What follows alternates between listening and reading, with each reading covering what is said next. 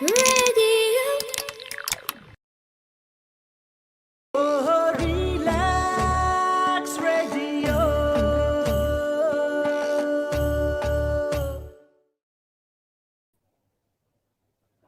Now, we're going to start again. Okay. Welcome.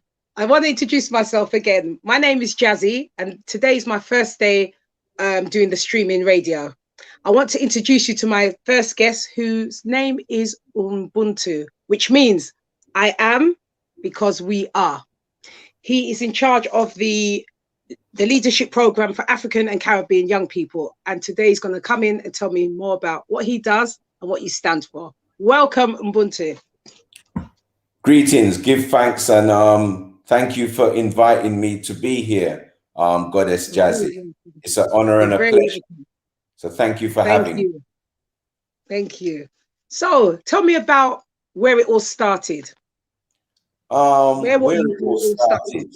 Yeah. And explain to the viewers and the listeners what it is actually you do as well. Sorry. Well, it's really, really kind of interesting. I started working with young people many years ago. And one of the things, as growing up as a young man, I realized that when it came to a lot of our young people from the African Caribbean community, you would find that we were being excluded from school. We were having issues in terms of our self-esteem and confidence. And you'd find that we were having a lot of issues. But those issues weren't just coming from 10, 15 years ago in working with young people. That has been going on for quite a long time within this country, and especially in the borough that I come from in Lewisham. You had a man, Lewisham. Yes, there was a man by the name of Bernard Cord, who had written a book many years ago about how the education system makes the African Caribbean child educationally subnormal. And from those times, you know, you had people like Professor Gus John and different various people who were challenging the education system in terms of the education of young African Caribbean children.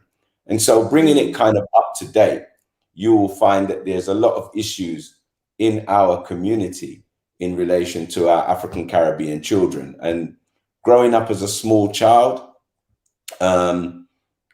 give thanks to my country of origin, which is where my parents came from, which is Jamaica. And growing up as a young child, having an older brother who came from Jamaica, and he came from Jamaica as a 13, 14-year-old boy, and I was a little young baby.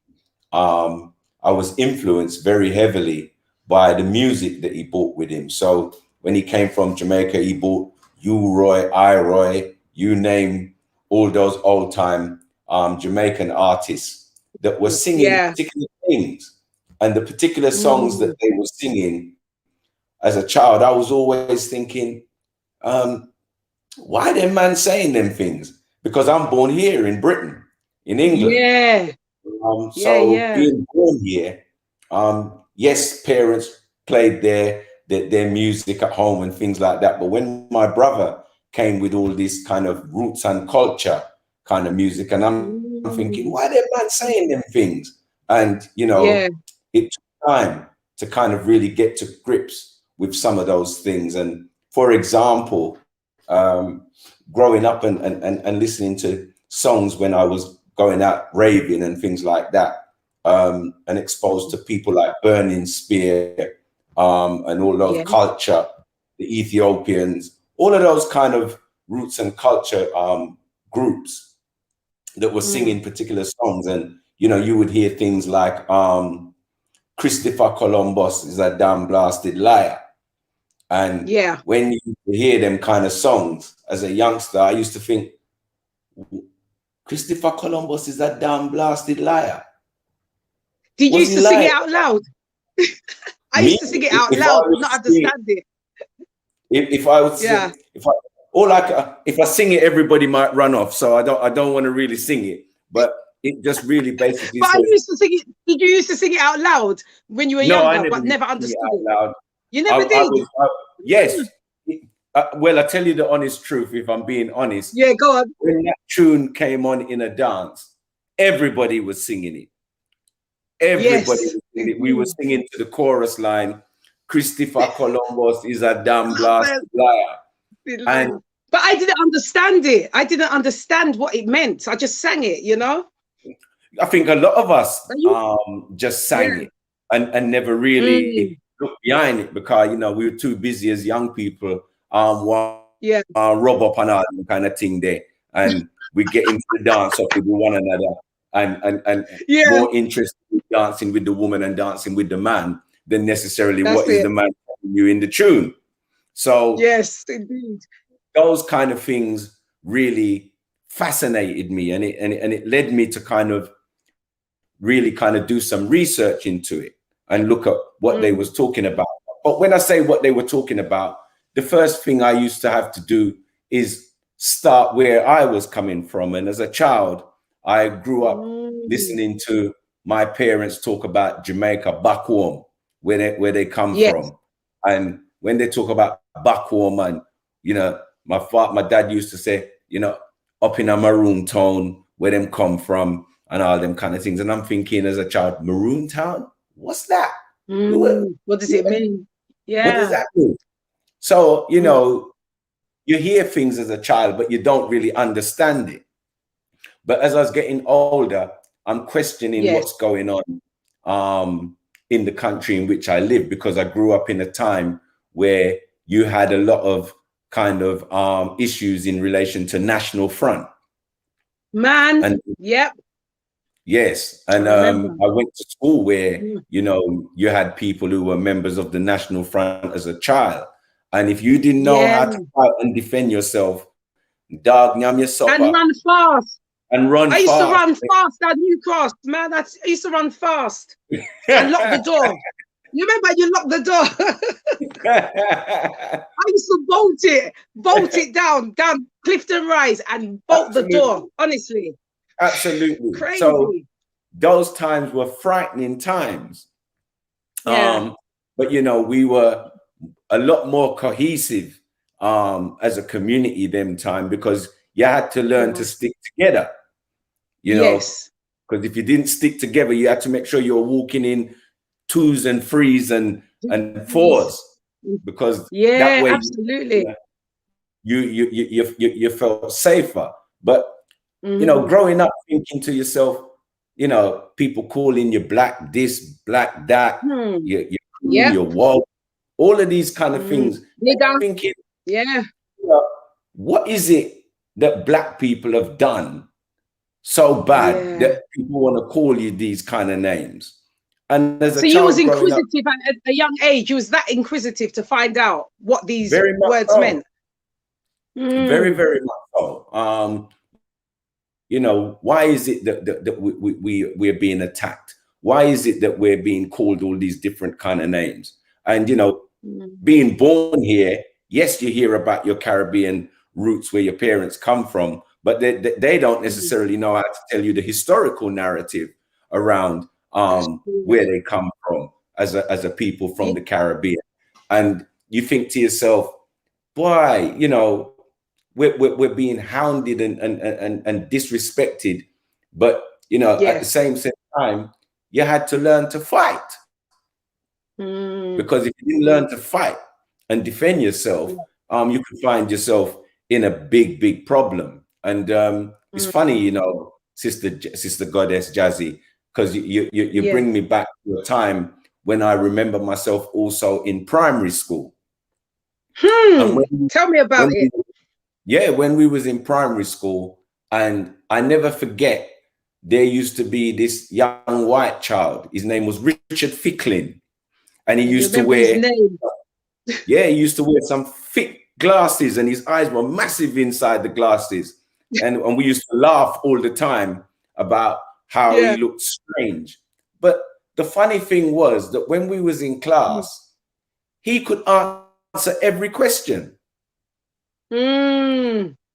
He could answer There was every always question. one person. like that. There was always one. Yeah. And whilst he could answer all the questions, I'm thinking, well, why can't I answer any of these questions?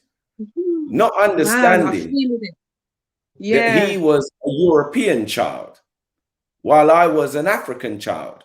So Yes. him growing up and being born here and being British, he would understand his own historical narrative, even as simple as it might have been, to be able to answer Yeah. questions that would not be in my mind at all.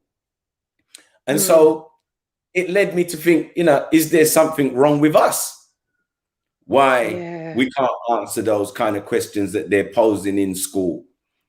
And it's Yeah. as time has gone on, and as I said, growing up from primary school, going to secondary school, in the environment where you're hearing people who are part of the National Front calling you all these different kind of names, and you're thinking to yourself, why is it that we're so looked on and spoken of in these kind of terms, and why do people just want to beat you up, jump out of vans and all of those kind of things and beat you up in Lewisham? Because those things Yeah. happen. It Yeah. was Yeah. real. And so, as I said, listening to your parents as you're growing up, they're telling you, say, me send you go to school for for learn. Me not send you go to school for Yeah. go get no problem with people. But little they know, say that you're having to The defend problem is yourself. coming to you. It's Yeah. coming to me. So, Yeah. didn't really understand it too tough. But as I said, I'm hearing my parents talk about back home and where they come from, and you hear them. My dad would talk about the maroon them, and I'd be thinking, maroon, who are they?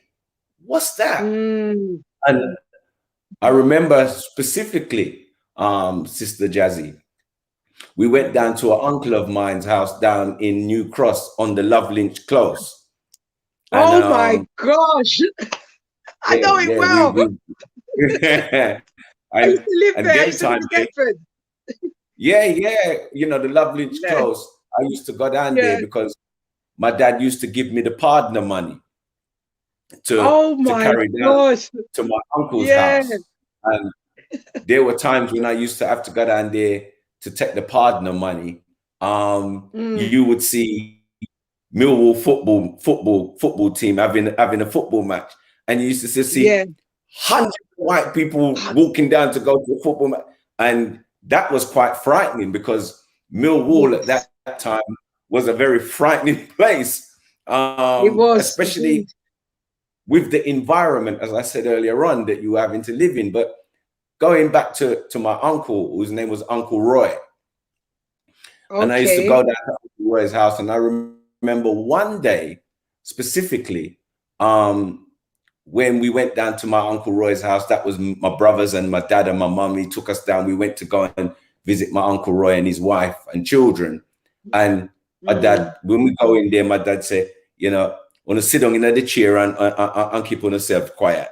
And you Yeah. used to have to sit in the chair like how we're in the chair now, Yeah. and you just keep Like quiet. this. Yeah, You couldn't but slouch. Yeah. our auntie used to bake enough cake and them kind of things for us when we were younger. So, you Yeah. get cake and drink and you're just happy, we were just Yeah. happy. Yeah. But I remember then one day specifically, my mum and my dad was talking, and my Uncle Roy and his wife were talking about Haile Selassie. And when they were talking about Haile Selassie, I remember my Uncle Roy saying that he was the emperor of Ethiopia. And my mum was saying, yes, but him used to take the people them food and feed him lion them. But you're young, so you don't understand it fully in what is Yeah. being Yeah. said. It stuck in my mind. An emperor of Ethiopia, but you let these things slide and pass. But I give Yeah. thanks for the 70s when Rastafari exploded onto the consciousness of our mind. Yes. And as I say, roots and culture music was being played, was coming out, and you're hearing these things, and you know, you're just saying to yourself, boy, Rasta. Cause when we saw Rasta with locks and them thing there, boy, we was frightened. We never seen nothing like that in our life. And you're thinking, exactly. And the thing is, I never liked it. I was totally scared of a Rasta man. Honestly. And look now. Well, there you go. But what I did love about the Rasta man them, because you know, we started to have youth clubs and things like that in the area. So a lot of youth clubs and things like that we would go to, and you'd see enough of the dread them that was down there. Yeah. And anytime you was walking the street, one of the things I always remember when you see some of the Rasta man them, they was always saying to me, "What good youth." Yeah. Good. And everyone was a brother and sister back then, isn't it? Yeah. Everyone was a brother and sister, an auntie and an uncle, no matter who, you know. Absolutely. And the positiveness out of the engagement with many Rastafarians that I knew at that time, it was always positive. And it was always talking about Africa and these kind of things. And you're thinking, Africa? And you're hearing all of these things. And for me, as I said, it's not that I wasn't a man in the dance and never got my little shubeen and all them kind of thing as a little youngster and go to my little youth and community youth clubs. I went to them, whether it was St. Mary's, St. Andrews, you know, Lewisham Boys Club, all of those kind of clubs. What about Moonshot? Did you ever go Moonshot? Moonshot. I used to be there, Moonshot. I used to play football for Moonshot football team. At those times in my early years. And so, you know, it was just a fascinating time in terms of listening to the music, as I said, it was quite influential. And what that then kind of led me to do as I started to get older is start to look into people like His Imperial Majesty. And when I started to read about Ethiopia, His Imperial Majesty, and that he was the 225th emperor of Ethiopia, I said, what? Wow. The 225th emperor. So there were 224 before him. I said, wow.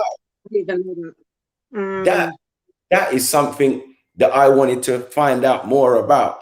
And I could understand a lot more as I started to read about the Ethiopian history, who His Imperial Majesty was, how long his dynasty lasted and reigned, and where he was coming from in terms of his historical narrative.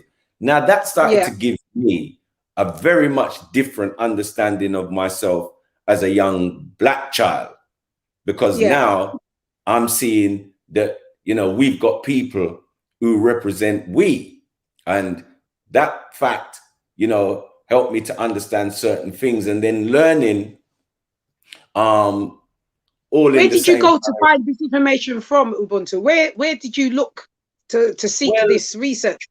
How did you start? A lot of it, I always say, Sister Jazzy, one of the things for me is that one of the first things that gave us information was our music. Music started to become my newspaper, because when you listen to music, it's telling you wagwan. So you know, whether it was hearing about trench tone, whether it was you know, you might hear something like from Trench Town to Jonestown to T Valley, them a kill them black brother. Them a kill them. So you listened with intent. You listened with intent with the music, and that made you go very forward. So you know, growing up and coming up into the 80s and things like that was also a very interesting time, because then you kind of start to explore yourself as a 17, 18-year-old. You then start, you had things like the New Cross Fire that, you know, killed many of those 14 young children. 14 dead and nothing said. What we're going to do. So I remember all of those things where you had the Black People's Day of Action, and you had the whole of the Black people then marching from down by New Cross, going up into the city of London. So, you know, these things were vivid in your mind, vivid in your mind. And in terms of where I started to get my information, you started to have Black bookshops that started to pop up here and there. And, you know, I would make a conscious decision to go to some of those Black bookshops and go and find out about, you know, what is it that it is about us as a people. And once I started to do that, my mind started to expand. I started to understand a lot more about where we were coming from, and it made me proud to be a Black man. And to know where I was coming from. So it is in that vein that I went on to even have a little stall myself in Lewisham, where I was selling books and things like that. So, you know, I knew where to go and get them, and then I would come down into Lewisham and I'd have a stall on the Lewisham back market. In Lewisham. Of course, the Black market, which is gone now, I think. It's gone now, but you know, I used to be out there and sell books and things like that, and talk about us in a positive way, and connect with the community in which I lived. And there was so much richness in our community where we lived that, you know, whether you want to talk about some of the sound systems that used to be down here that were really kind of beautiful. You had a sound system by the name of Prophecy. You had a sound system named Jaman. You had Shaka, you know, the mighty Shaka, who used to. So, you know, the music was there, and you know, it was giving us something to kind of feel good about ourselves. Really was giving us something good.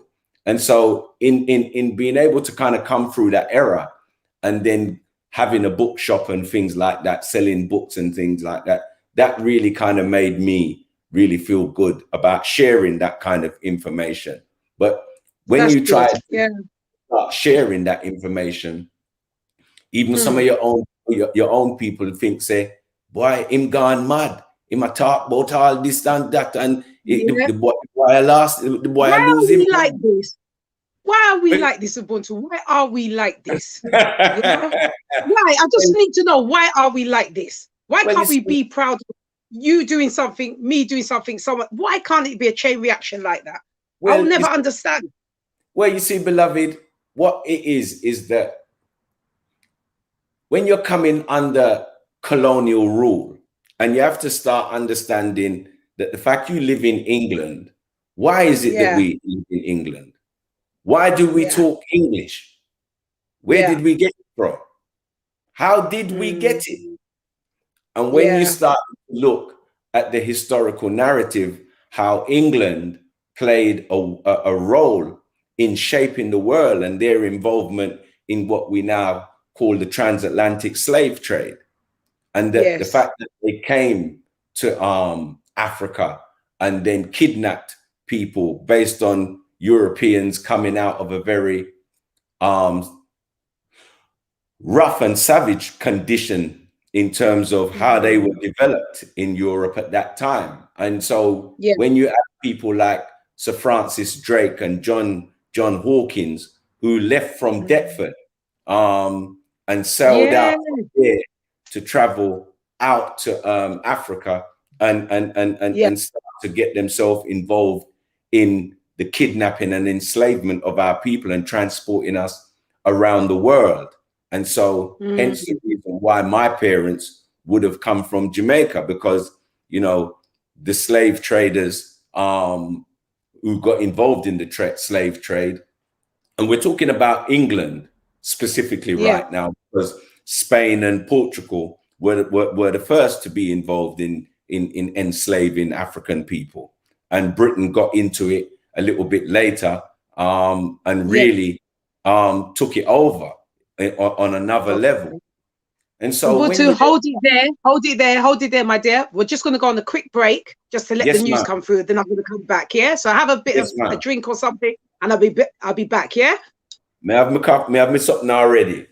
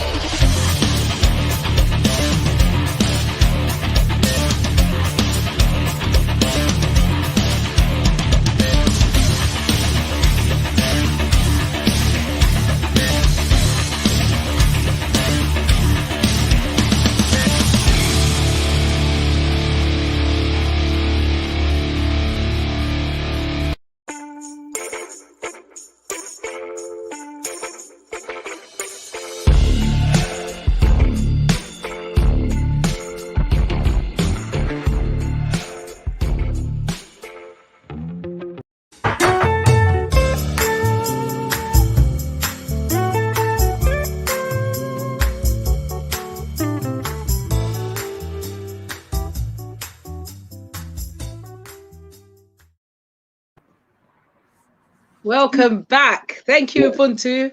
Thank you so much. Thank you. Thank you. Do you know what? Before we continue, I just want to know if you remember the 50p machine. It just came back to me from the 80s. Remember? I don't just remember the 50p machine. I remember the times when we used to have to go out as young people to the petrol station to go buy paraffin. Oh, so you're way back. Okay.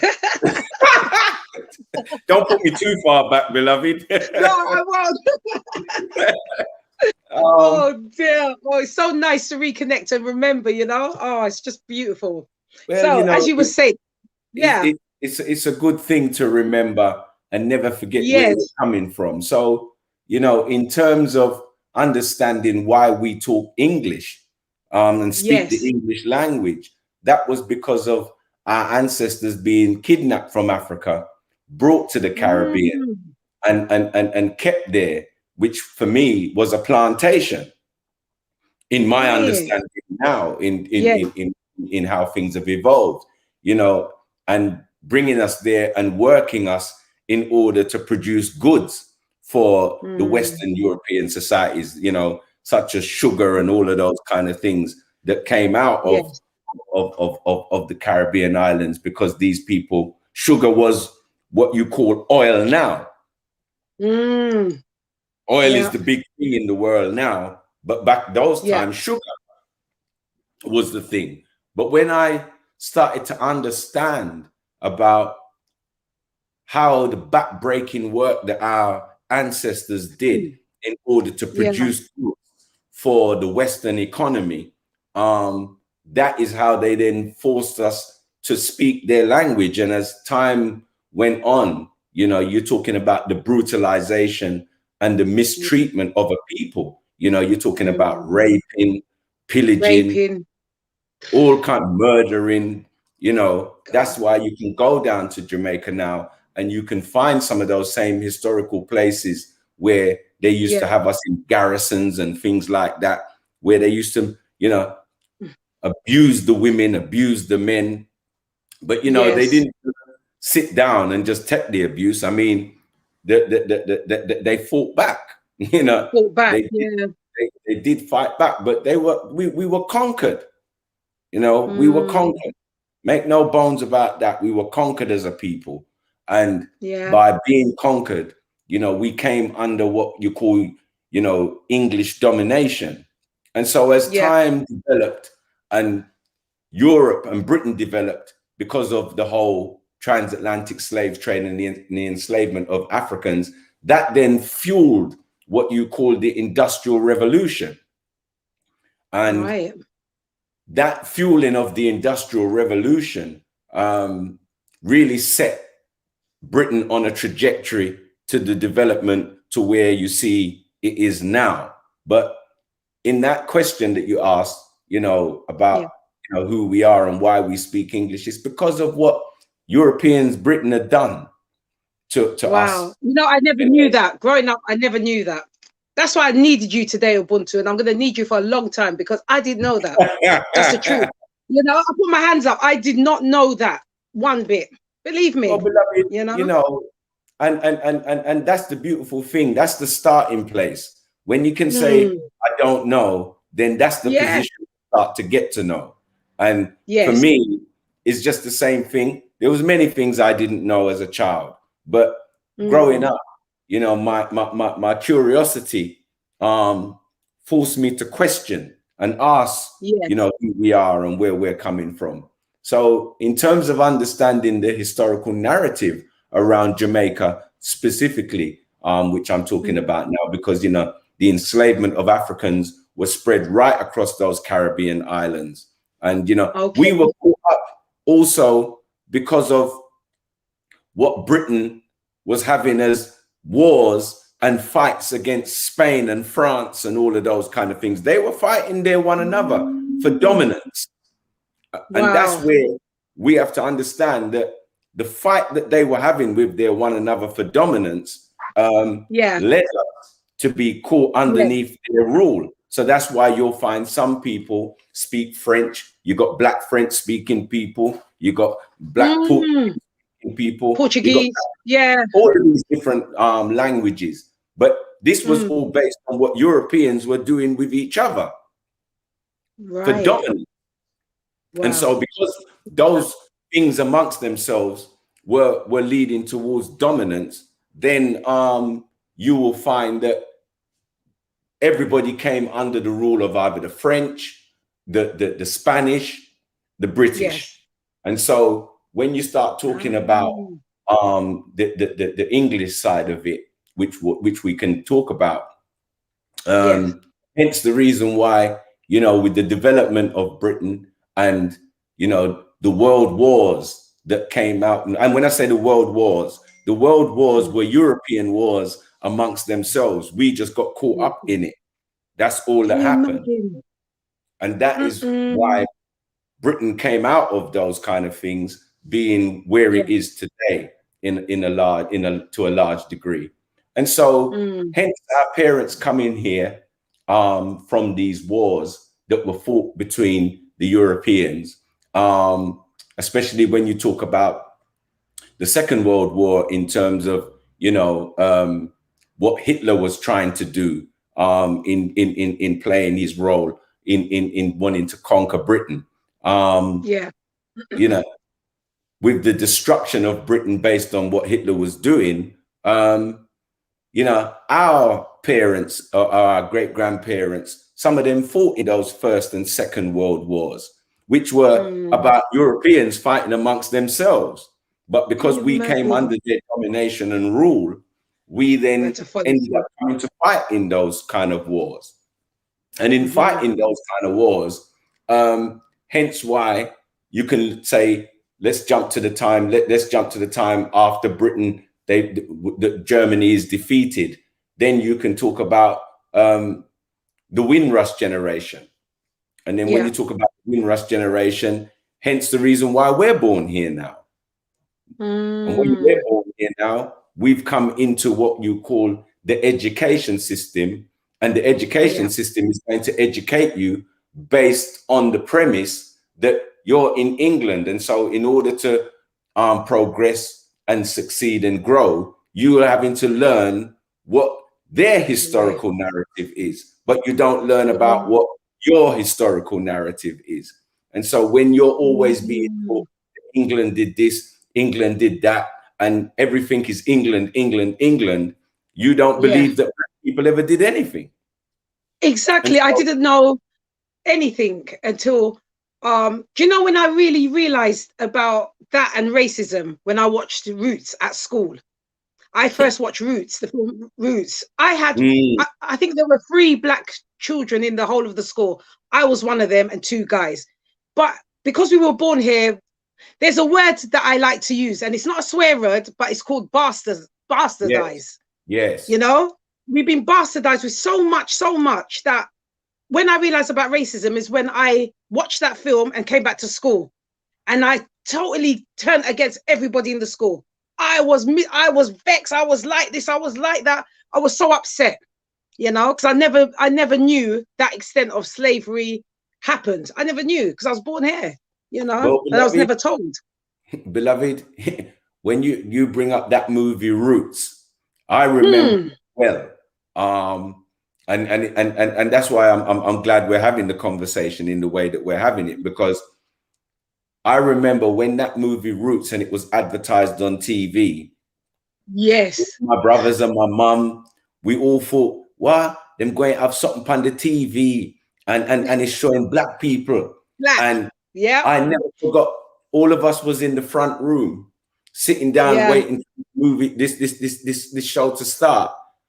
And when we saw what they did to us, David, well, it was a terrible time for people after that, because we actually went out and it's as though we woke up, isn't it? Don't you think we kind of woke up? I felt like I woke up at a young age for a little bit, you know? Yeah, beloved. I had an awakening. It was an awakening for many of us. Yeah. And at that time, because that movie caused a lot of problem in this country. Yeah. It caused a lot of problems in the country, because that movie was shown in the late 70s. 70s, that's right, yeah. It was shown in the late 70s. And they never put it back on national TV again after that. You're right. You're very right. None at all. They didn't put it back on national TV because it caused a lot of problems. And coming from the late 70s, coming into the 80s, and the struggles that we were having. And as I mentioned earlier on, you talk about New Cross fire happening. And there was a whole culmination of things, the death of Cynthia Jarrett and Cherry Gross and all of those kind of things. So it led to coming right through the 70s, right into the 80s, pure uprisings. That's the word. Because, we as young people had enough. We'd had enough. Black people had enough. Why should we be going through these things? And yet at the end of the day, we've never done nobody no wrong. Yes, that's the thing about it. We did it as people. We never done no one, nothing out of the ordinary. Nothing. Yeah. No, we didn't go around and do these things to anybody. So why would we experiencing these things? And so give thanks that that movie Roots was a real game changer for me. God, it really was. Really was. Certainly threw me into understanding more about my African history and where we're coming from and the issues that we faced. And so, one of the books that I got in my very early age, I still have it. That's one of the books. Oh my gosh. 100 Amazing Facts About the Negro. And, when you started to learn about the different kind of Black people who had contributed great things to world civilization, then it started to put the puzzle together, and then you could start to see things more clearly. And when you started, can I actually start with Ubuntu? Sorry to cut you, but from just going back to the Roots film, did you think you felt traumatized? I'm trying to think now within myself. I think I might have suffered from trauma from my school age of watching that film. It never came out of my head. Well, it never came out ahead. It did traumatize many of us because we never knew. We never knew what our ancestors went through. We never knew that they beat and murdered our ancestors in that kind of way. And so, it gave us a whole different look on things. I mean, that's why I say when you go back to people like Burning Spear, and you will hear them sing Yes. songs, "Do You Remember the Days of Slavery?" And them kind of And songs. again, I used to just sing it out loud without understanding it, you know? I used to sing it out Yes, loud, but not understanding the words. yes. And so, you know, when you hear those kind of songs coming out from Burning Spear, Culture, and all these different, you start to really understand. So being born here and then seeing Yeah, the fighting that we're having to do, you recognize yeah, that it's a continuum. It's not something that was yes, in the past. It's a yeah. continuum It's still that's happening. right up Yeah, it's in the still happening. present. So it's Mm. not about saying, "Oh, that's back then, that's back then." It's still going on right now. Still going on now, yeah. It's still Wow. going on right now. And so that's why I said my interest started to spread, you know, by reading books like this and understanding 100 Where can you amazing. find this book, Ubuntu? Well, Where can you find this book? you can go up to places like Finsbury Park. You've got a bookshop Ah, up there called Head Start. We used to okay. have a man by the name of Papa Kai. He used to Mm-hmm. sell, bring black books into the country and Oh, sell black books. So, you know, I used to go and buy my books from him and Head right. Start. And you know, many Okay. other people that used to sell books. There was a brother named Steve Henry. He had a black bookshop that we used to go to, and we would get books and sit down and read and empower our mind to understand Yeah, where we fit in the whole world scheme of things. What have we contributed to the development of the Western world and civilization and the yeah. inventions and all the different things that we've done to help society become what it is? But unfortunately, with some of these great inventions and things like that that we have brought in every field, whether it's science, technology, maths, Yeah. physics, biology, chemistry, archaeology.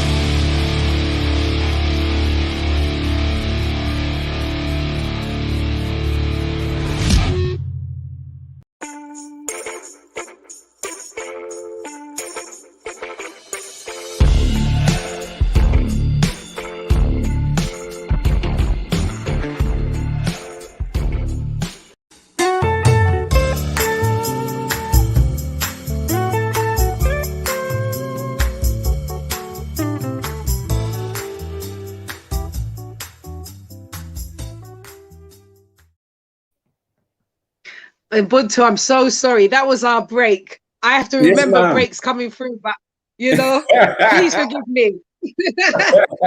No, man, that's absolutely beautiful. Yeah. And I want to ask you something. ask me. I've got two questions that a guest has posed me to ask you. Yeah. Okay. So the first question is, knowing what you know about life through information and experience, what would you tell your younger self to prepare you of what's to come in the future? Good question. If Isn't I it? could write to my younger self and tell Yeah. my younger self anything, I would tell my younger self, know your history, know where you're coming from, know that you come from a people of great accomplishments and achievements. Be self-determining, set up things for yourself, work for yourself, be independent, and support your community and work with with those who want to work with you to see a better world. I would certainly write that, and I would certainly tell my younger self, have no fear of being black. Be a proud African. That is deep, because you saying that when I was in school, not that I didn't like being black, I just didn't like, I don't know. I think maybe I wanted to be like the rest. What was making me different?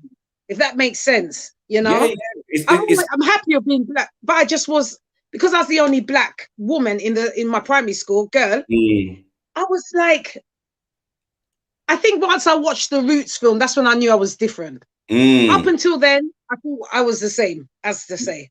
You Absolutely. know? It was about assimilation and trying to fit in.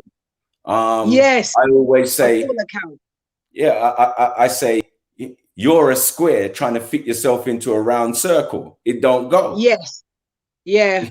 It doesn't and you go. kept pushing yourself to fit, and it still doesn't fit. Absolutely. You know? And the more you try to push yourself into fit, you're serrating the edges of yourself. You're causing discomfort for yourself. You're causing yourself a lot of pain and a lot of hurt. Yeah. So whilst you're trying to be accepted by others, the sad thing is that you're not accepting yourself. And in learning how to accept yourself, that's where the real beauty comes. When you start to see the beauty of who you are from the inner person inside, rather than what is on the external trying to inform you and shape you. If you start to see the beauty of who you are inwardly, then you can start to express that outwardly. And then there is no limit to where you can go by working from your own self-approval in who you are. You can only learn by your mistakes and get better, but you don't necessarily need the approval of Europeans to be who you are. And that for me is the strength of loving your black self, loving yourself, every aspect, your nose, your eye, your ears, your hair, backside, everything, innit? your backside, everything, you know, that's it, you know, and coming into that understanding that we were the first people on earth.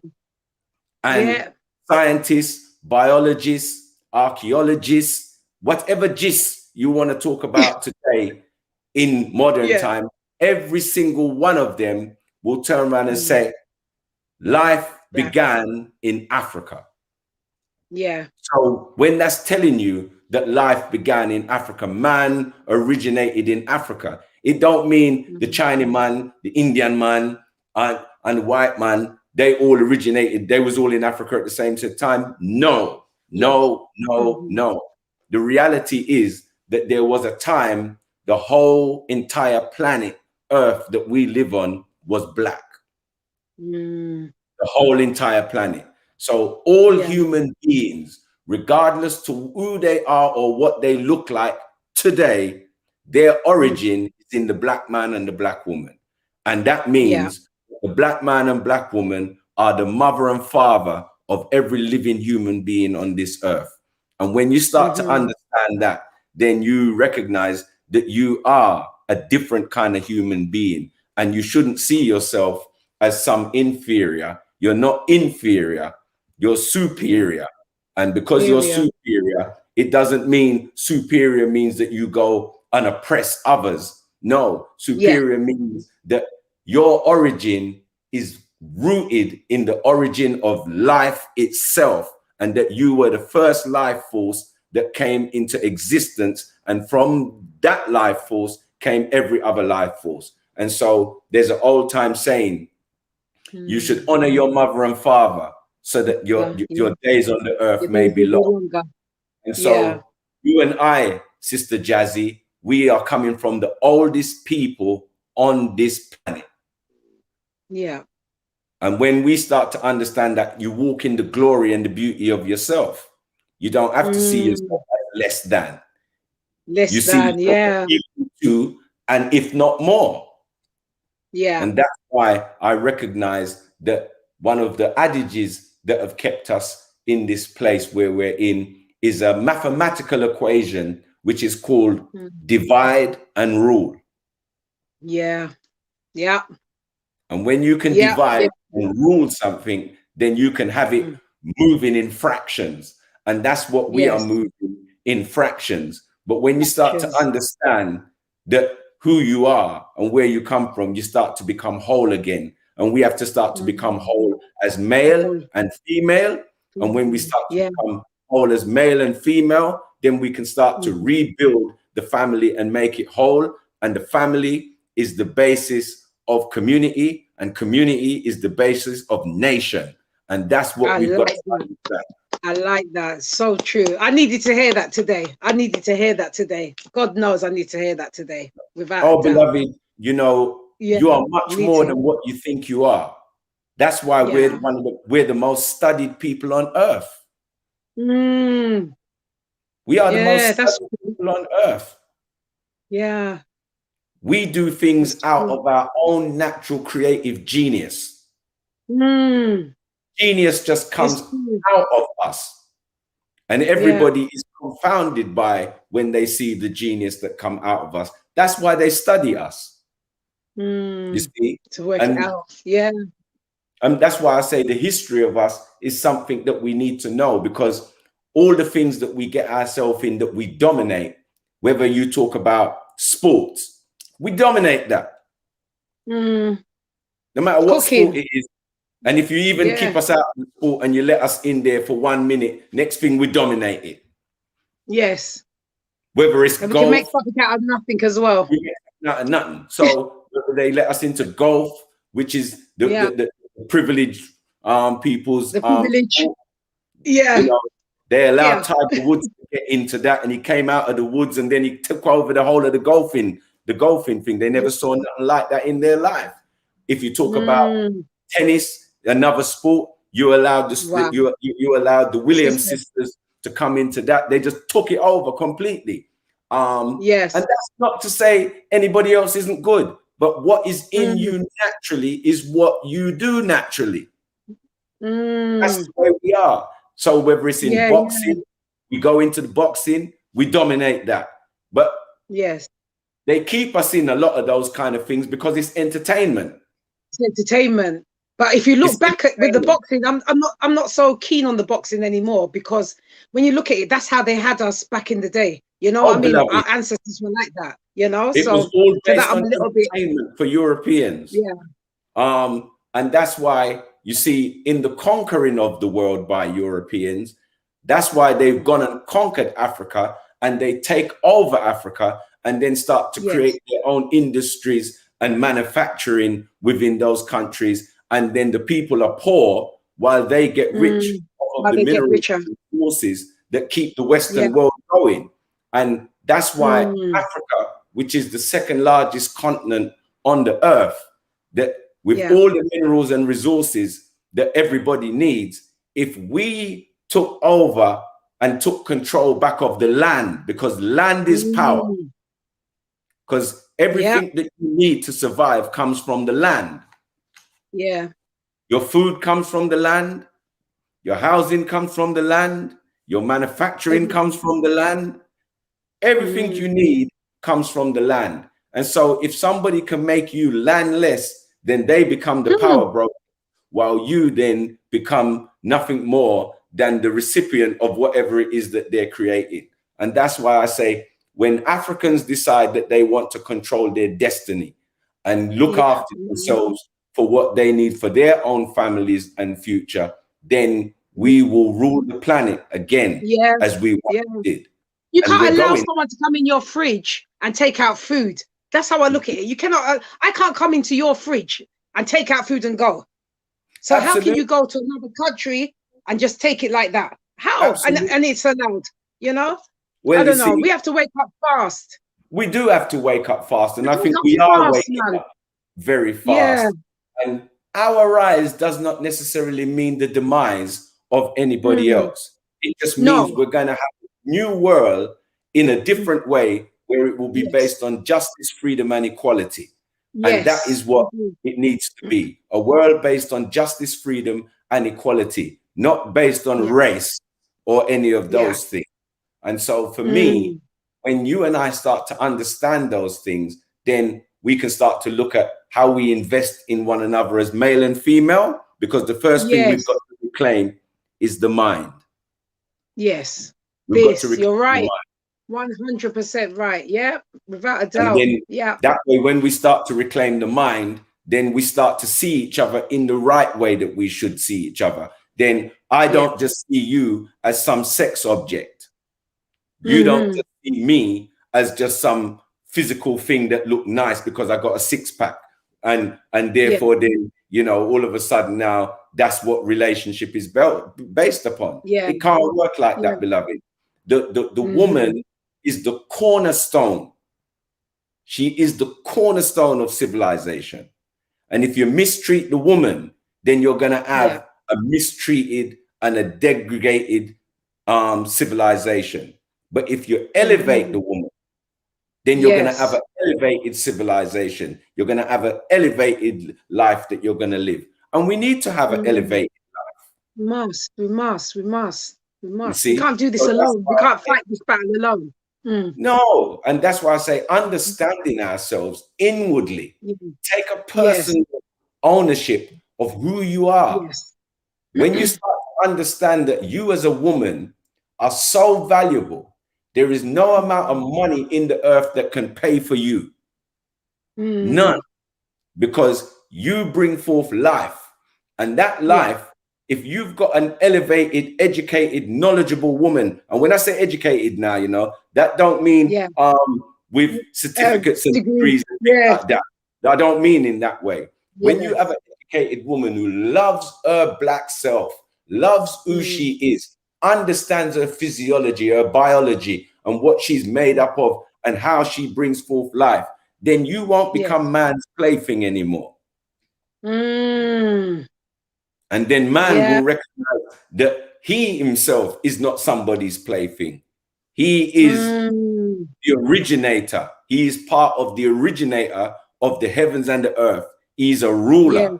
That's what he's got to learn about his own physiology, biology, chemistry, so that he understands the responsibility that he has to himself and to his woman and to his family. And that is what we've got to come to understand and stop being afraid of ourselves, because sometimes we're afraid to see our own creative genius in ourselves.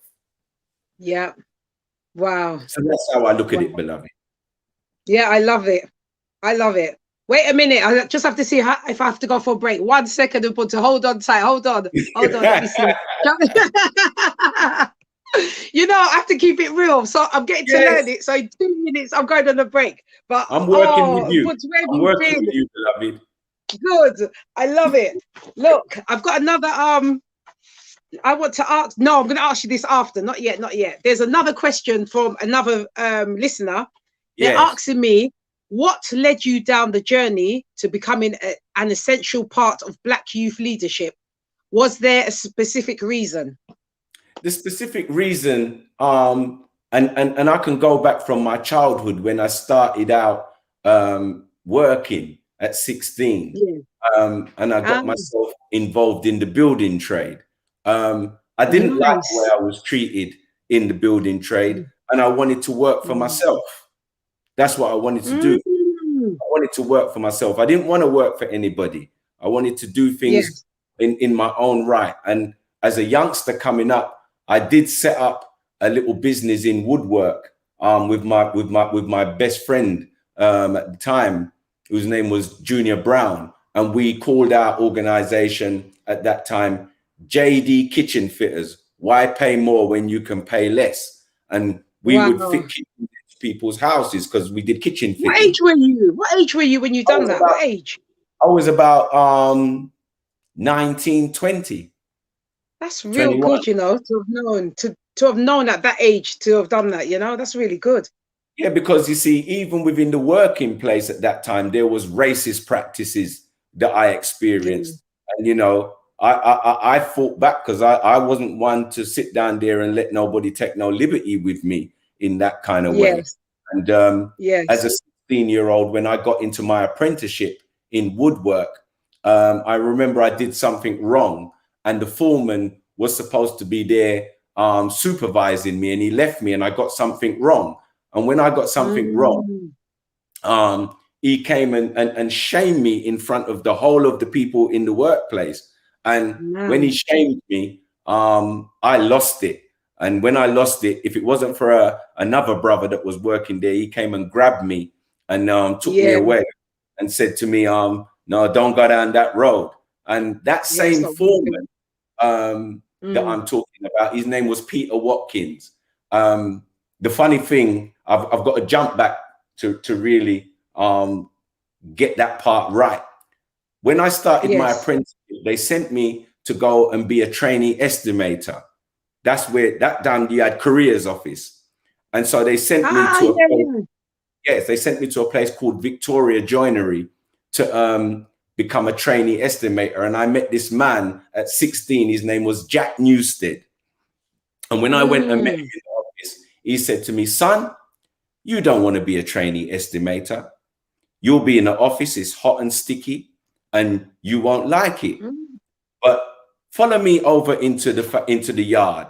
And he showed me these big machines that made door frames, window frames, kitchens, and all kinds of things. And I saw that as a 16-year-old, and I was like, wow, this is fascinating. And I then went and signed my apprenticeship for 3 years. And when I signed that apprenticeship, I went back to my mum and my bigger brother. And I said to my bigger brother, this is what the man told me, that I don't need to be a trainee estimator. I need to be working there as a woodworker. My brother said to me, they tricked you. What they did is tricked you from working as a trainee estimator, because if you'd have become a trainee estimator in the building trade, you would have been earning money. And that's not what they wanted to do. So I went back to the workplace and I said to Mr. Hold it there, Ubuntu. I'm going to go on another break and I'll be back, yes? All right, I'm with you, sis. I'm with you. Okay. All right.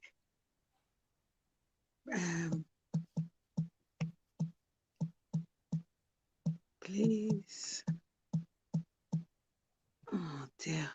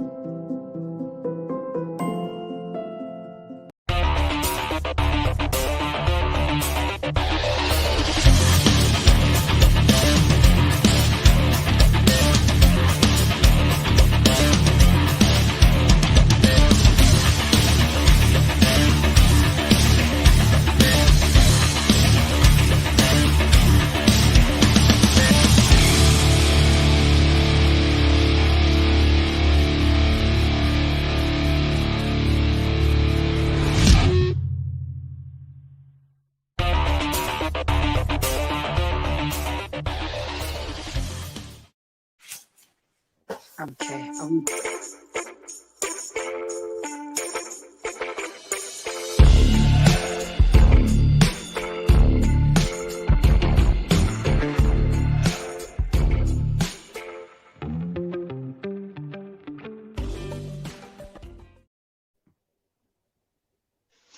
Welcome back, Ubuntu. Don't worry, I'll get perfect at this streaming. Oh, it's been a joy already speaking to you. It's been so enriching, you know, such an enriching. You asking me the questions is bringing up a whole load of things. So that's why I'm enjoying the questions, because sometimes you can't remember everything, but it brings back certain things. So in terms of the person who asked the question, I went and told my brother about me going to be the trainee estimator and what the man Jack Newstead said to me that ended me up becoming a woodworker. And when my brother told me that, I went back to the workplace and I said to them, 3 years to the day of me signing this contract, 3 years to the day I will be leaving this place. And 3 years to the day I left. And the day that I was leaving, I gave them problems, man. I gave them headaches. I made their head hurt them down there. And the day that I was leaving, 3 years to the day, Peter Watkins took me into the office. This was a white foreman. And he said to me, we built up a relationship over the years and we got better. At first, I didn't like him. He never necessarily liked me, but we got better as the years went on. And the day that I was leaving, he called me into the office and he said to me, son, the best thing that you could do is go out into the big wide world and find out what's going on. And I took him up and I went out into the big wide world to find out what was going on. And then once I started to understand what was going on as the years went on, then I started to understand myself even better. So yes, to the person who posed the question, yes, from a very early age, you know, experiencing racism, what we will call it now, and the discrimination that was going on at that time. I knew it. As I said, I grew up in a time where there was National Front. I knew there was something different between us and them. So those things carried on with me right up until this present day that we're living in now. Thank you so much. So, Mr. Ubuntu, I got some nice open questions to give you. Something to be a bit lighthearted. Right, I want you to choose. I mean, that's been beautiful, but we need to shake it off a bit now, you know? Be a little bit more happier. Well, you know, there's that old saying, a spoonful of sugar helps the medicine to go down. So, you know. Man, it's true enough. So I've got, a bit of laughter and a bit of happiness in this dreary time of life, you know? What, this COVID-19? Absolutely. Isn't it? Yeah, that will be another topic, Ubuntu. Trust me, that'll be another topic for us, you know? But I've conjured these 5 questions. One of them doesn't appeal to you, so I'm going to take this out. Okay. So I want you to choose 2 questions out of my 4. 1, 2, 3. I've got 4, and I want you to choose 2. So from 1 to 5, excluding number 4. There's no number 4 for you. So you can either have 1, 2, 3, or 5. Choose your first one. What number? You know what? I'll start off with number 3, because number 3 is significant in terms of if at first you don't succeed, try again. Try again. Okay. All right. Number 3 is this. What piece of information do you remember when you was growing up? And how has it hindered you, or did you learn from it? What piece of information? Boy. What piece of information? Yeah. If I tell you something that has stood with me for the rest of my life was the passing of my dad. Oh, okay. Oh, it's a good thing. It's not a sad thing. It's a good thing, yeah? Okay, elaborate then. Elaborate. It's a good thing. My dad came from work. Yeah, my dad came from work to come and take my mum to work in the morning. And my dad never came into my bedroom. He came into my bedroom and he said to me, when he was going to take my mum to work, he said to me, would you like me to give it to you in the way how he delivered it, or would you like me to convert it into English? What did you say? He said to me, son, let me tell you something. You no better try kill work in a Britain, because Britain work will kill you and still there for somebody else to do it. And I was just turning 17. And then he walked through the door and he never came back again because he had a heart attack and died. But that which he told me stayed with me to this very day. So I don't see it as something sad. I see it as a piece of information that is being translated from father to son. That my father could see something that was so valuable for him to tell his son, so that his son would go down that road. And I've taken that stuff wholeheartedly. Wow, that is deep. Thank you so much for sharing that. Thank you. I appreciate that. So you got another one out of, so you've done number 3. Let me just tick number 3. So you've got either number 1, 2, or 5. Ooh. Okay. Let's go. And I made these up myself. Right. Okay. You want number 2? Let's go to number 2. Number 2. Okay, Mr. Ubuntu, you want number 2? You sure? Okay. Yeah, let's go for number 2. Okay, number 2 is, what are you scared of? What am I scared of? Yeah, what are you scared of? I would turn around and tell you, based on what I've understood in terms of myself and life in itself, and what life brings.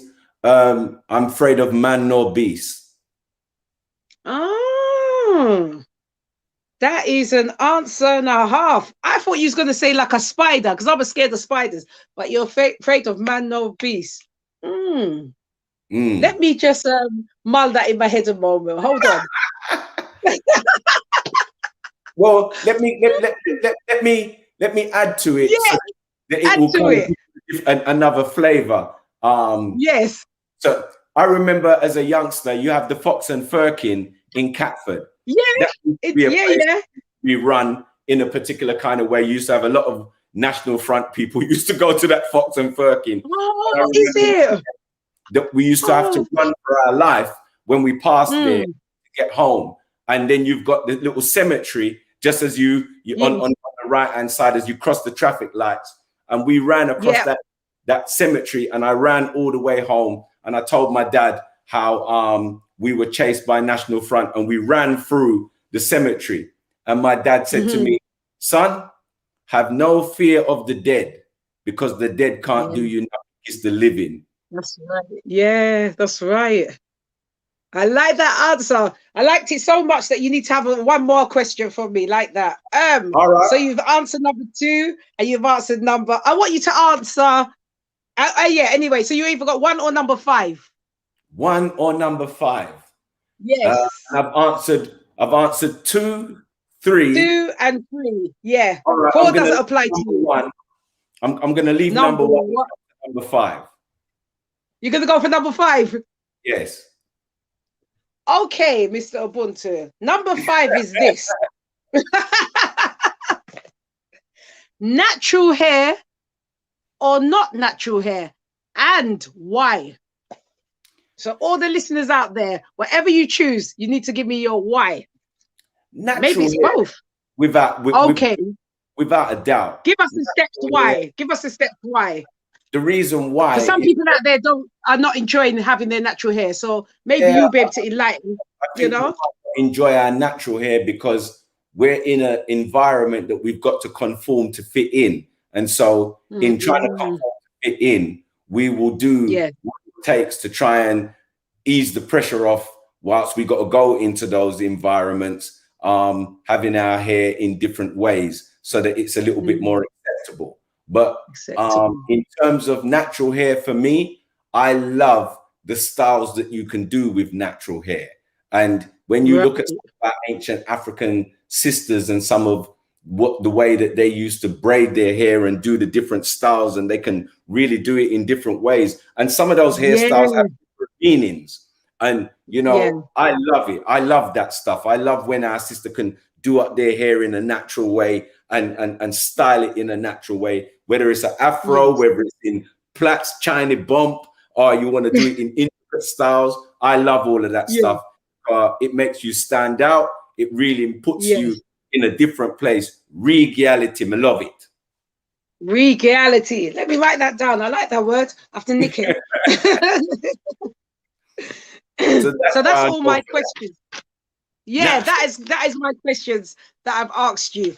So for the last half an hour-ish, is there anything else you would like to bring to the table, as to say? Firstly, I want to thank you ever so much, Ubuntu, for waking up early to coming onto this platform and, spreading the love and sharing your knowledge with us, because I needed it as much as other people out there that need it as well. I needed it like no one's business.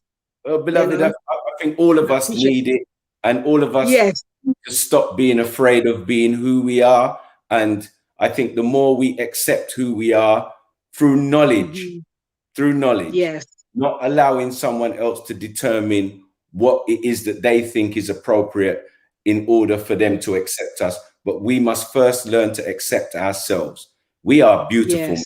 We are beautiful, beautiful, beautiful. We have just been miseducated, and because we've been miseducated, bastardized as well. That's a beautiful word, bastardized.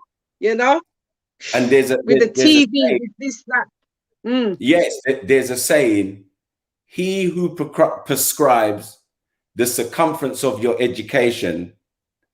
Mm. Wait, let me make sure I get it right. He who prescribes the diameter of your education controls the circumference of your thinking. Wow. And that can be just a small amount that they'll Absolutely, make you use. beloved. So yes, in that sense, my thing is, you know, it's love yourself, man. We are beautiful, beautiful, beautiful. And I just want to share with you another thing that I Yes, hope your please listeners do. can go out and look and purchase. If you can go out and Yes. Share it. there's Share this book, everything. Ubuntu. Share everything. yeah, by this brother named Robin Walker. And the book is called Okay. When We Ruled. Let me write it myself as well. When we rule. I want us to understand that there was a time, as I said earlier on in our conversation, our people ruled the planet. We did rule. So I want us to understand and look at that beautiful black sister on the front. Isn't it? You know? Yeah. That's a beautiful black sister on the front of that book. She was a ruler. And that's what we want our sisters to know, that you're a ruler, but you're a ruler in understanding and knowing your whole physical, your whole biological, your whole chemical self. Understand who you are so that you're not man's plaything. Our ancient ancestors were nobody's plaything. We learned to love, we learned to share, we learned to care. That's the beautiful thing about that book. And for yourself, beloved, because we live in Lewisham, in England, we should know this book, which is another beautiful book written by a sister by the name of Joan Anim Adu, and it's called The Longest Journey, A History of Black Lewisham. Wow. Wow. Joan Ann. Fab. Imagine that. I've been living here for how long and didn't know all these things were here. Yep. So gosh, that's there. You know, I'm trying to give this all to you so that by the time we finish, you know, you've got enough things that you can go away, people can go away and study. It's research. Yes. Here's another one by a man named Anthony Browder. It's called The Nile Valley Civilization. The Nile Valley Civilization. Yep. You know, while we're in the lockdown in COVID times, and you can go and get these books, whether you can get them online, you know, get them delivered to your house, sit down and empower your mind while you've got some time, you know, learn, read. Our ancestors were the first to write. We were the first writers in civilization. We were the fathers and the mothers of mathematics. So, you know, we shouldn't be frightened of reading or learning. And then you've got this beautiful book here by Walter Rodney. Walter Rodney. And what's that called? Something Europe of Africa? It's called How Europe Underdeveloped Africa. It gives you an insight in how to Africa got underdeveloped in order for the Western world to develop. Wow. So those are some books that I think is good for us to read. Yes. And don't forget this one here. Yeah, this one. 100 amazing facts about the Negro. 100 amazing facts about the Negro. Okay. One of the things that I'd like to do before we leave, I'd just like to read. We've still got half an hour. We still got half an hour, so keep coming, man. I want to read a little piece. Yes. From this, because I want us to even understand that the medical profession that we have now, they take us through what you call the Hippocratic Oath. Hippocrates was Greek, and he studied in ancient Egypt to learn about medicine. And in medicine, within the medical field, the adage is do no harm. You would think that Hippocrates, who was a European, and he was Greek, because if you look where Greece is on a map, it's just across from Africa. So, okay. 1 second. We're gonna go. Hold that. We're just gonna go on a break, and then we're gonna come back. Yeah. I'm holding okay. it, I'm holding it. Hold on. Yeah. Cool. Yeah.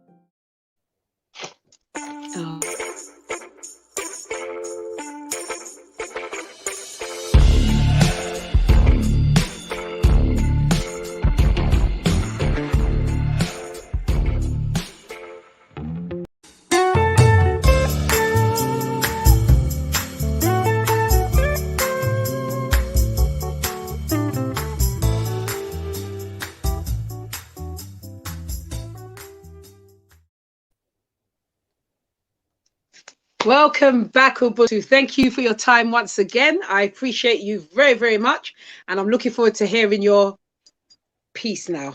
Beloved, just to share Yes. with the listeners, we Yes. spoke about Hippocrates being the father of medicine, who was Greek. Yes. He studied in what we call ancient Egypt, and he learned what he learned in Egypt. And Egypt is in Africa. And Africa is where a lot of the Europeans, where you will hear the history about Cleopatra and all of those great ancestors that we have. He studied in ancient Egypt. And Hippocrates is, as I said, they give him in Europe, they call him the father of medicine. But he will say that he learned what he learned in Egypt, which is Black Africa. So I want to read a little bit about Hippocrates and what he did. But I want to read and tell you about who is the real father of medicine. And his name is Imhotep. It says here, Imhotep of ancient Egypt was the real father of medicine. He lived about 2300 BC. Greece and Rome had their knowledge of medicine from him. In Rome, he was worshipped as the Prince of Peace in the form of a black man. His Ethiopian portrait shows him a Negro.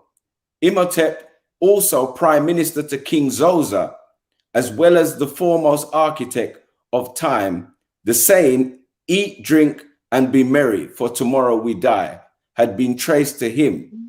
Hippocrates, the so-called father of medicine, lived 2000 years ago after Imhotep. So Hippocrates came 2000 years after Imhotep had gone and died. Right. So they learned what they learned from Black Africa in terms of medicine, brought it back to Europe, and then they put their stamp on it to say it was them that did it. And that is a man by the name of Imhotep. Don't forget him. And the thing is, I've heard this word being bandied around, but I never understood, once again, what it meant. So, okay, Imhotep. I-M-O-T-E-P, I think, is spelled, isn't it? Imhotep. And I'll show you a quick picture of Imhotep from this book, Nile Valley Civilization. That's the man there sitting down there. He was the father of medicine. And he built what you call the first step pyramid, that was the first stone structure anywhere on earth at that time. He was an architect, a grand vizier. He was a prime minister to the ruler of that time, and his name was King Zosa. So that's King the man Zosa. there. That's the man there. Him right here. His name is Imhotep. You've seen them make films of yeah, of I've seen called The Mummy. But I just didn't understand. Gosh. Yes, It's and the sad way when they you just don't understand things, huh? oh well, this is why they turn things around. They've got him in a film called The Mummy, but he's a light-skinned man in The Mummy, running around doing horrible, evil things and looking kind of. But that's not the truth. That's Europeans making a film for entertainment about ancient Egypt, and that's why even to this day, the name Egypt, when you hear it, which his proper name is Kemet. That's his proper name. Kemet. His name, his proper name is Kemet. So that could be spelled K-E. That could be K-H-M-E-T or K-E-M-E-T. Its proper name is Kemet. So Egypt's name is Kemet. Yeah, its proper name is Kemet. Egypt is a name given it to it by Egypt, giving it to it by Greece. The Greeks named it Egypt. That's why it's called Egypt. And we still hear it. But the moment you hear the name Egypt in your in any country in the world that you hear the name Egypt, everybody knows that name. Why? Because it's one of the most spoken of civilizations that we had in Africa that Europeans engaged with. We had many different civilizations all over the continent of Africa. It wasn't just Egypt, but because of where Greece and Rome are located geographically on the map, you can see it's just across the way from Africa. And so they all knew about Africa and heard about Africa at that time. And some of them went into Africa. Some of them actually went in and started causing trouble in Africa and caused a lot of problems in that region of the world. And you can move from where you called Egypt, going south, going up, you will go into what you call the Sudan. Yes. And if you look in Sudan, whilst they've got pyramids in Egypt, I think they have something over 110 pyramids in Egypt. In the Sudan, they have more pyramids in the Sudan, which is Black Africa. Yeah. That's how you would look at it. So you add that as a point where it went up into the Sudan, and these were family. These were family. So when you talk about ancient Egypt, you're talking about the Sudan, Ethiopia, going right up Kush, all of those kind of things. The name Kush is an old name for what you would call the Kushites and those kind of people who used to eat. Yes. So I've heard of this. I've heard of this in my years before, but I just I want to show you the lady that I showed you on the cover of that book, When We Ruled. That lady there, her name is Queen Ty. Queen Ty. That's the name of that lady. And I'm going to read you a quick little bit about Queen Ty. Yes.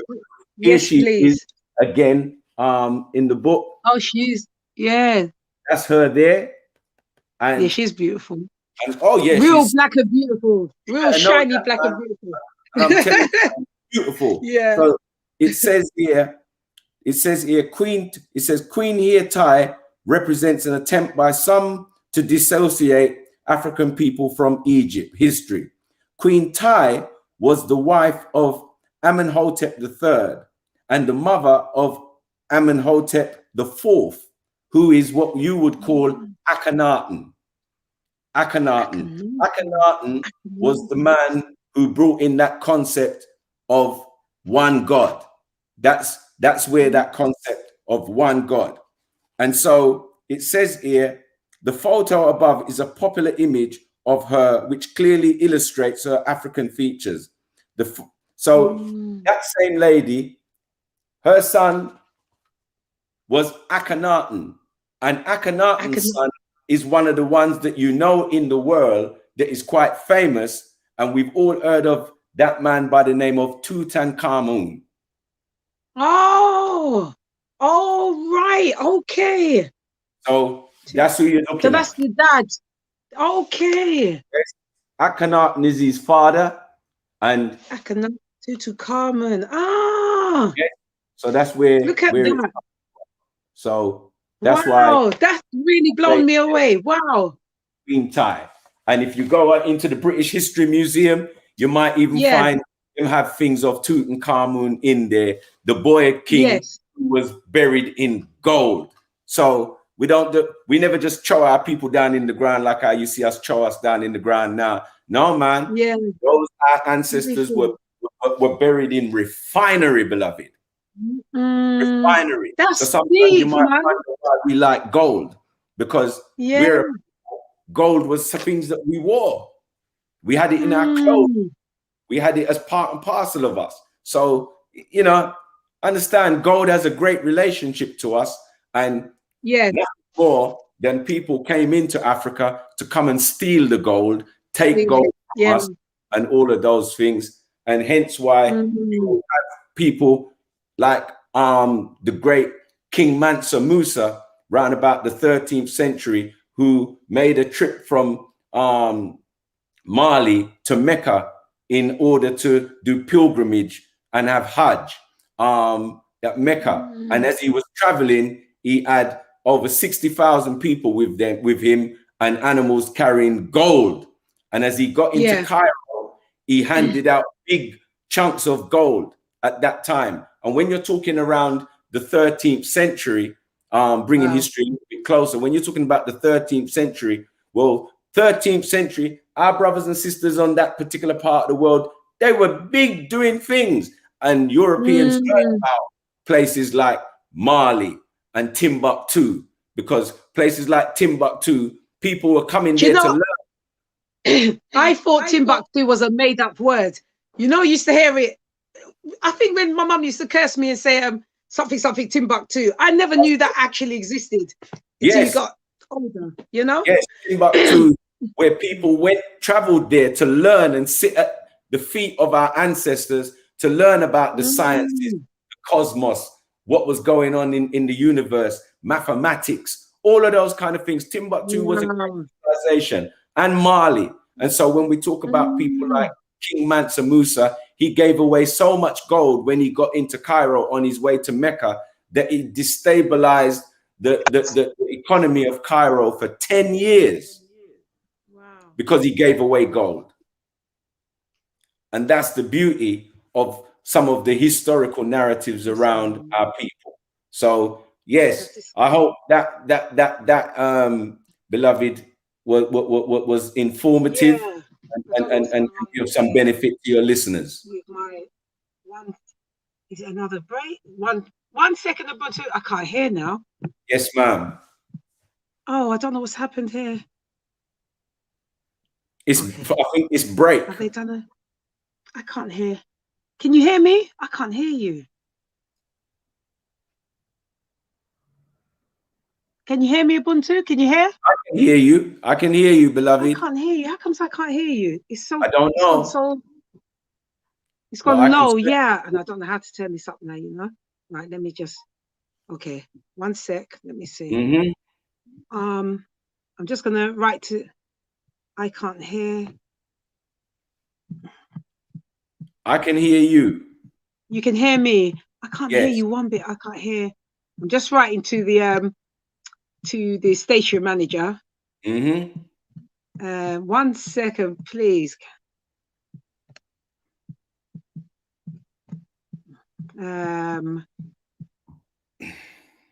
I've just written to them to see. I still can't hear you. How bizarre. Do I sound clear to you? I have to listen like this to you. Yes, you sound clear to me. I don't know what's happened. You sure you haven't muted yourself? I don't know. I just have to. Have you muted yourself at all? 1 second. Let me just. Oh Lord. Private chat. Right. I can't hear you. Can you hear me? You can hear. I don't know what's going on. I don't. I'm going to turn the mic off and turn it back on and see what happens. Okay. No, it's still faint. Really? Right. Okay. Ubuntu, because Yeah. of that, I don't know what's happened. I can't hear you. So tinny. I'm gonna thank you and send you so much love, and I'm so grateful for your time today. So I have had to cut you a bit short because I can't hear you very well. They might have Mm-hmm. to do something at the station there. I hope you'll join me back again at another time with more information. I will Yes. be very grateful. It's been a joy. Again, thank you from my heart for your time, and it's been interesting. And I've Pleasure. written down everything in my book. I've written all the names down and everything. Look. And it's Pleasure. been a joy. You've really empowered my brain today and everything. You really have. It's just been lovely. Your Thank you. time and your knowledge has been great. And I can't wait to meditate on it as well, you know? Yes, Yeah. ma'am. Thank you. Oh. So because I can't hear you, I'm gonna love you from my heart and thank you so much, Ubuntu. Thank you ever so much. And Pleasure. until again, I'll be in touch again because you need to come back again until I'm well overloaded with information. No problem. Thank you so much. You take care and have a great day. Thank you Take so care. much. Take care. Bye bye, love. Take care. Bye.